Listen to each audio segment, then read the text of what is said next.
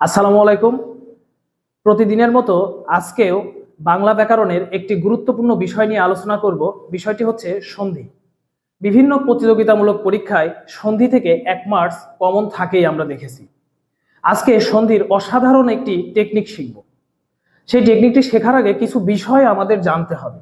বোর্ডে একটি চার্ট আছে, এখানে দেখা যাচ্ছে ক থেকে ম পর্যন্ত 25টি বর্ণ আছে এবং সাথে অনিশ্বর আছে। আমরা জানি বাংলা বর্ণমালায় ক থেকে ম পর্যন্ত যে 25টি বর্ণ আছে এগুলোকে স্পর্শ বর্ণ বলা হয়ে থাকে এবং এই 25টি বর্ণকে 5 ভাগে ভাগ করা হয়েছে। এখানে দেখা যাচ্ছে ক বর্গীয় 5টা বর্ণ আছে, চ বর্গীয় 5টা আছে, ট বর্গীয় 5টা আছে, ত বর্গীয় 5টা আছে এবং প বর্গীয় 5টা আছে। তো আমাদের কাজ হবে সন্ধির ক্ষেত্রে যে এই প্রত্যেকটা বর্গীয় বর্ণের 5 নম্বর যে বর্ণ আছে এইটা নিয়ে কাজ হবে এবং 5 নম্বর যে বর্ণ আছে এই 5 নম্বর বর্ণকে বলা হয় নাসিক্য বর্ণ। উ, ইয়, মূর্ধন্য, দন্ত্যন্য, ম এই 5টি হচ্ছে নাসিক্য বর্ণ, অনিশ্বর না কিন্তু। তো কোন সন্ধিজাত শব্দের মাঝে যদি এই 5টি নাসিক্য বর্ণ উ, ইয়, মূর্ধন্য, দন্ত্যন্য, ম এবং সাথে অনিশ্বর মানে 6টি বর্ণ যদি কোনো সন্ধিজাত শব্দের মাঝে থাকে তাহলে তার পরিবর্তে ম বসবে। এবং টেকনিকটা একটু সুন্দরভাবে লিখে দিয়েছি।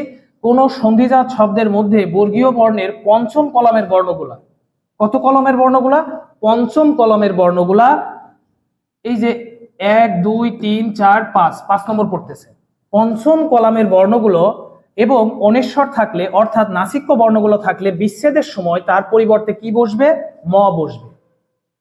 আবারও বলছি, বাংলা বর্ণমালায় ক থেকে ম পর্যন্ত যে 25টি বর্ণ আছে এই 25টি বর্ণকে স্পর্শ বর্ণ বলা হয় এবং এই 25টি বর্ণকে 5 ভাগে ভাগ করা হয়েছে এবং এই 25টি বর্ণের যে 5 ভাগে ভাগ করা হয়েছে এই বর্গীয় বর্ণগুলোর 5 নম্বর যে বর্ণগুলো আছে এই 5 নম্বর বর্ণগুলোকে বলা হয় নাসিক্য বর্ণ। এবং এই 5 নম্বর যে নাসিক্য বর্ণ আছে 5টা মানে উ, ইয়, মূর্ধন্য, দন্ত্যন্য, ম এই 5টা এবং সাথে অনিশ্বর, কোন সন্ধিজাত শব্দের মাঝে এই 6টি বর্ণ যদি থাকে তাহলে তার পরিবর্তে ম বসবে। আমরা সরাসরি প্র্যাকটিসে চলে যাই, তাহলে আমাদের বোঝাটা আরো সহজ হবে। আমি যদি একটা শব্দ লিখি, সন্ধি শব্দটাই সর্বপ্রথম করি।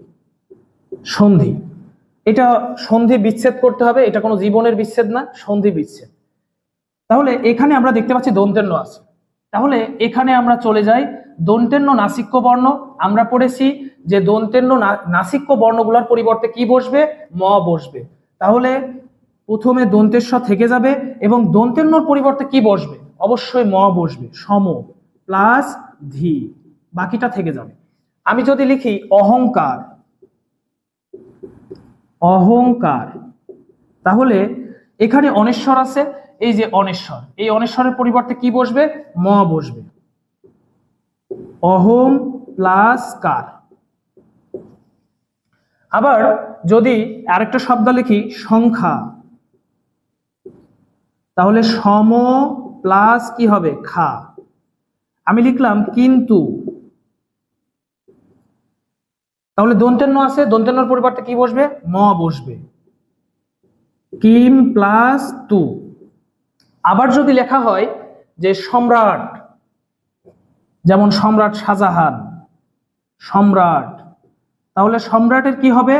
এখানে ম কিন্তু আছেই, তাহলে আমরা জানি উ, ইয়, মূর্ধন্য, দন্ত্যন্য, ম এবং অনিশ্বর এই 6টা বর্ণ যদি থাকে কোনো সন্ধিজাত শব্দের মাঝে তাহলে তার পরিবর্তে কি বসবে?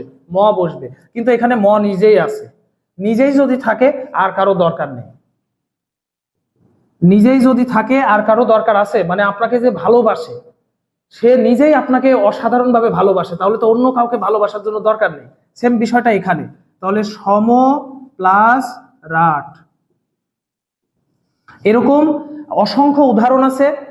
যে কোনো বই থেকে বা যে কোনো শব্দ দিয়ে, সন্ধিজাত শব্দ দিয়ে যদি প্র্যাকটিস করা যায় তাহলে পরবর্তীতে আর সমস্যা হবে না।